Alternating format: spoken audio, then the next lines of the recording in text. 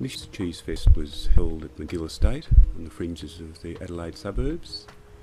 It's a tranquil Saturday morning in October, and our van is about to arrive with cheeses for judging. Beautiful old buildings of the estate really make it a beautiful setting to judge in.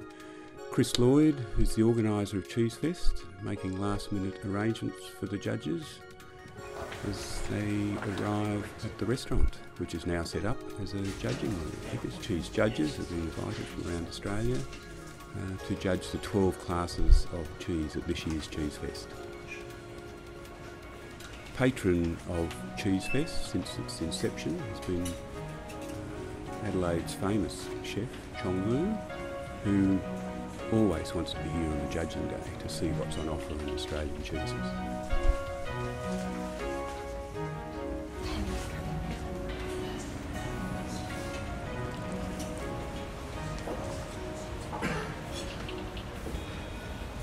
I've spent the last 3 days sorting the cheeses with the help of Mark Gillies from Temperite, and we now have nearly 200 cheeses for tasting. Just like winemakers, you really do need to spit this product or you're going to be quite ill really at the end of the day of judging so many cheeses, and also to keep your palate fresh.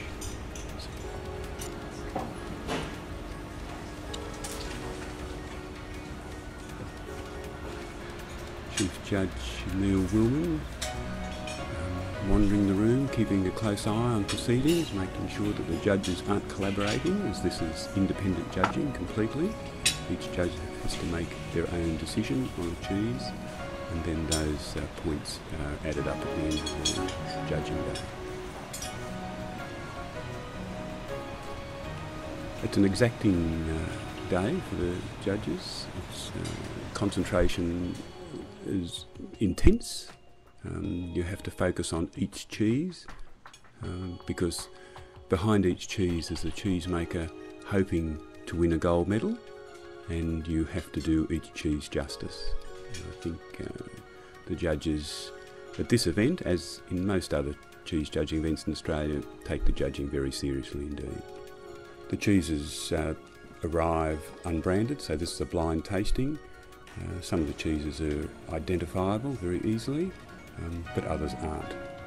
But the judges essentially do not know the producer of any of the cheeses. There are some very luscious washed rind cheeses to taste at this particular show. We're going to smell the cheese, we're judging on the aroma, then the texture, and then the flavour. And probably at a show like this, the flavour is really the ultimate determinant on how good we think the cheese is. We're looking really more from a consumer point of view, what cheese we think is going to be popular in the marketplace, and the judging panels represent a cross-section of consumers. We do have some technical judges, we have chefs, we have food media, so there's quite a cross-section of people with quite different palates. Once the main judging is complete, a panel of 4 winemakers have been invited to judge the best of the cheeses, and I think this reflects the fact that this cheese show is being held in the winemaking area, and the winemakers have quite different palates to the general public, quite discerning palates. Chester Osborne from de Arenberg is always at the cheese judging. He loves this day. The wine judges always have quite different comments about the cheeses to the other judging panels.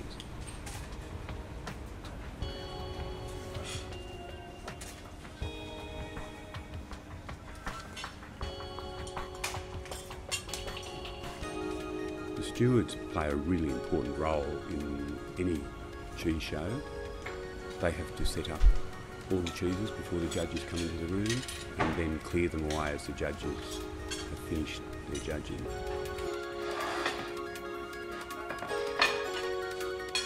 The remaining cheeses that are left will be judged for champion, and they get to taste some of these cheeses when they come back from the judging room, which is a bonus for the stewards.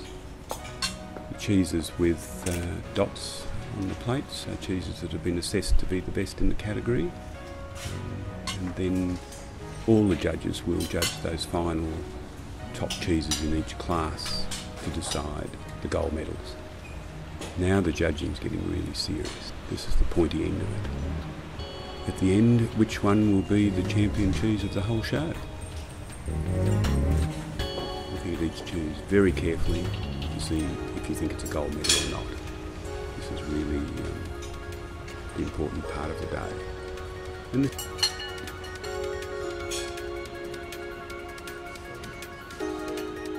the organisers and the chief judges are relieved that the show has gone so well, and we look forward to welcoming Derek Casey from Regency TAFE as the chief judge for next year.